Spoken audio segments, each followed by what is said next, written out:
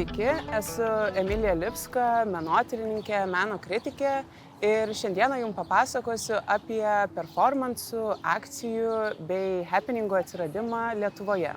Taigi performansų, happeningų bei akcijų atsiradimas žymi tašką, kuomet meno kūrinys pereina nuo objekto, pavyzdžiui, skulptūros arba paveikslo, prie veiksmo, įvykio ar situacijos. Taigi šiose meno formose svarbus ne galutinis rezultatas, o menininko kūnas, medžiagos, aplinkos sąlygos, taip pat ir žiūrovai, jų reakcija bei dažnu atveju ir dalyvavimas. Taigi kūrinys įvyksta konkrečioje erdvėje, konkrečiu metu. Ir svarbu prisiminti, kad jisai dažnai egzistuoja tik tai dokumentacijoje. Tai pavyzdžiui, fotografijose, vaizdo įrašuose, menotyrininkų ar liudininkų prisiminimuose, taip pat recenzijose. Taigi svarbu suprasti, kad šiandieną, kai kalbame apie, pavyzdžiui, ankstyvuosius Lietuvos performansus, kalbame ne apie konkretų objektą jau išlikusi, bet apie jo tarsi nuotrupas. 20 amžiaus 9-ojo dešimtmečio pabaigoje vyko svarbus ir intensyvus socialiniai, kultūriniai bei politiniai pokyčiai. Viešajame diskurse vis svarbesnės tapo istorinės tiesos, ekologijos, žmogaus teisių idėjos.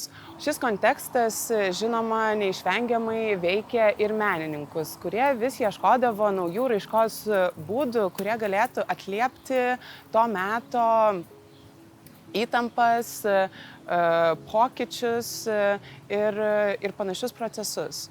Tuo metu Lietuvos menininkų kūryboje labai svarbia raiškos priemonė tapo ir kūnas, kuris būdavo pats įtraukiamas į veiksmą.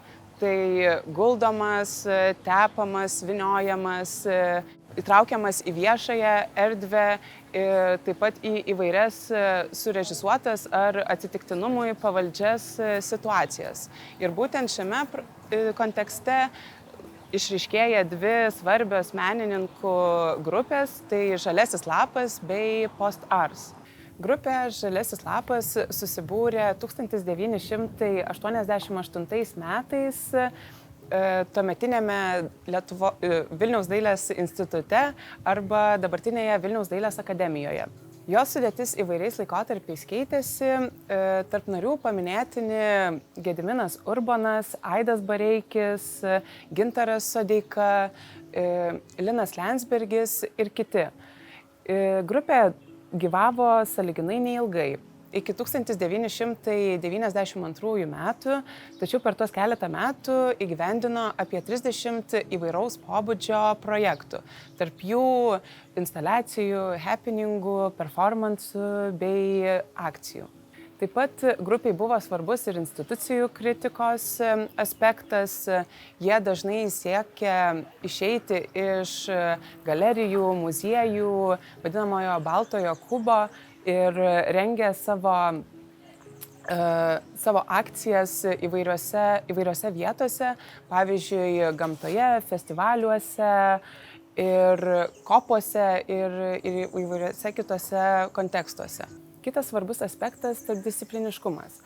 Žalio lapo aplinkoje susidūrė įvairios disciplinos, tarp jų muzika, garso eksperimentai, poezija, vizualieji menai ir įvairios kitos disciplinos.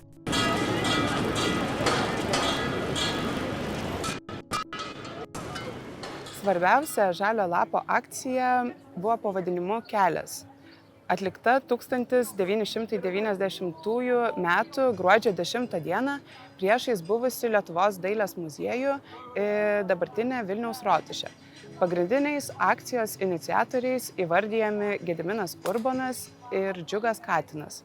Akcijos metu ant gatvės grindinio iš anglies ir kreidos miltelių buvo suformuotos žmonių figūros, atidarius eismą per jas važiavo automobiliai ir ėjo pėstieji. Akcija įvyko Žmogaus teisų dieną ir buvo skirta šiai progai. Ant gatvės suformuotos žmonių figūros, jų trypimas ir suvažinėjimas buvo organizuoti kaip pilietinio protesto meniniai simboliai. Ši akcija svarbi dėl kelių priežasčių. Pirma, ji buvo pirmoji tokio masto vykusi viešojoje miesto erdvėje. Antra, joje dalyvavo ne tik menininkai, bet ir atsitiktiniai miestiečiai, vairuotojai bei praeiviai. Trečia, ji turėjo aiškę politinę idėją – žmogaus teisų temą.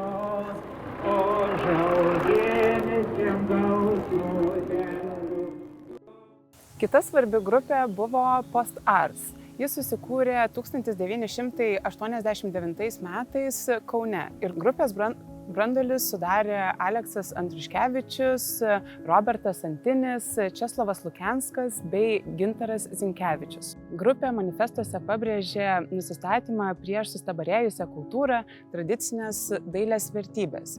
Šis iš pirmo žvilgsnio tik į meno lauką nukreiptas siekis iš tiesų siejasi su platesnėmis to meto sociokultūrinėmis problemomis. Post Ars performansuose ir akcijose dažnai kartojasi simbolinės destrukcijos veiksmai.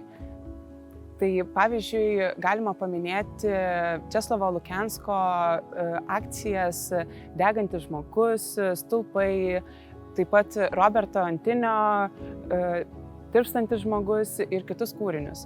1990 Kaune vykusioje parodoje buvo eksponuojama Česlovo Lukensko kūrinys Persižvaigždžiavimas iš švinkstančių kiaulių galvų.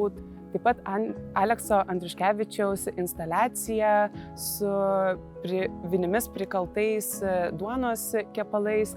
Ir žinoma, ši paroda sukėlė labai didelį visuomenės pasipiktinimą. Viena svarbiausių Post Ars akcijų yra pavadinimu Zatyšiai. Ji vyko 1990 metais Zatyšių žvyro karjere Jonavos rajone. Akciją sudarė 3 individualūs Alekso Andriuškevičiaus, Roberto Antinio bei Česlovo Lukensko sumanymai, kurie susijungė į bendrą naratyvinį pasakojimą. Zatyšiuose aiškiai matyti keli Post Ars būdingi principai. Tai kolektyvinis dalyvavimas, ritualinė struktūra, žemės, popieriaus panaudojimas ir taip pat destrukcija bei sunaikinimas. Akcijų, performansų bei happeningų atsiradimas Lietuvoje 20-ojo amžiaus pabaigoje yra svarbus dėl kelių priežasčių. Tai visų pirma, tai praplėtė tradicinę dailės ir meno kūrinio sampratą, kai kūrinys nebūtinai yra stabilus objektas, o gali būti ir veiksmas, įvykis ar situacija. Žinoma, pasikeitė ir žiūrovo samprata, nes žiūrovas jau tampa aktyviu meno kūrinio dalyviu. Menas artėjo prie kasdienybės, viešosios erdvės bei visuomeninio gyvenimo. Na ir dar viena svarbi priežastis yra tai, kad menininko kūnas tapo vienu svarbiausių meninės raiškos būdų.